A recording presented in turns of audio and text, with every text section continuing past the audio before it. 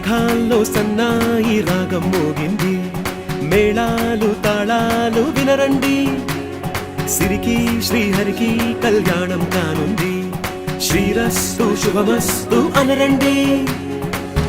అచ్చ తెలుగింట్లో పెళ్లికి అర్థం చెప్పారంటూ, మెచ్చదగు ముచ్చట ఇది అని సాక్ష్యం చెబుతామంటూ, జనులంతా జై కొట్టేలా జరిపిస్తామండి.